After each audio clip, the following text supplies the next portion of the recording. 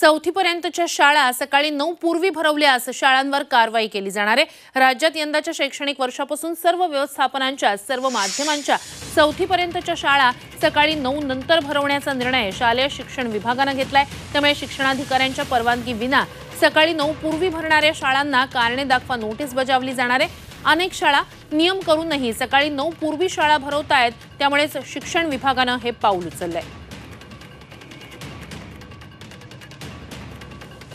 मागच्याच वर्षी राज्यपालांच्या सूचनेनंतर एक महत्त्वाचा निर्णय सरकारने घेतलेला होता। चौथी पर्यंतच्या शाळा या 9च्या आधी भरवायच्या नाही अशा स्वरूपाचा हा नियम होता। त्याबाबत सर्व शाळांना कळवण्यात आलेलं होतं। मात्र आता नियम मोडणाऱ्या शाळांना कारणे दाखवा नोटीस बजावली जाणार आहे।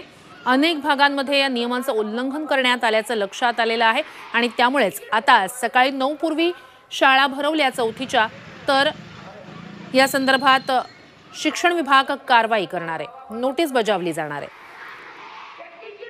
तर नांदेडमधली काय परिस्थिती आहे याचा आढावा घेतलाय आमचे प्रतिनिधी सतेश मोहिते यांनी।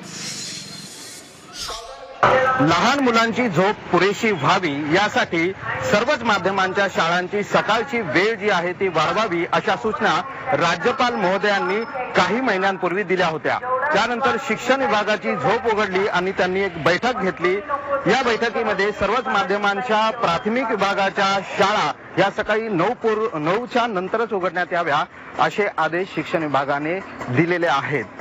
ज्या शाळांना 9च्या पूर्वी शाळा घ्यायची असेल तर तसे ठोस कारण शिक्षण विभागाला द्यावे आणि शिक्षण विभागाची परवानगी घेतल्यानंतर शाळा 9 पूर्वी उघडावी, अन्यथा अशा शाळांवर नोटीस देऊन कारवाई करण्यात यावी असेही आदेश बैठकीत देण्यात आलेले आहेत।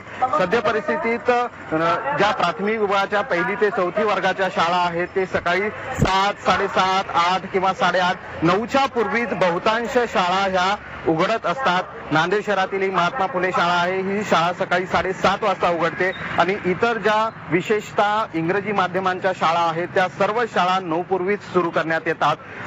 आता शिक्षण विभागाने हे आदेश दिलेले आहेत। या आदेशाची अंमलबजावणी नेमकी केव्हापासून सुरू होते आणि राज्यपाल महोदयांच्या सूचनेनंतर शाळांची वेळ कधी बदलण्यात येते हे पाहणं महत्त्वाचं ठरणार आहे। सतीश मोहिते, झी 24 तास, नांदेड।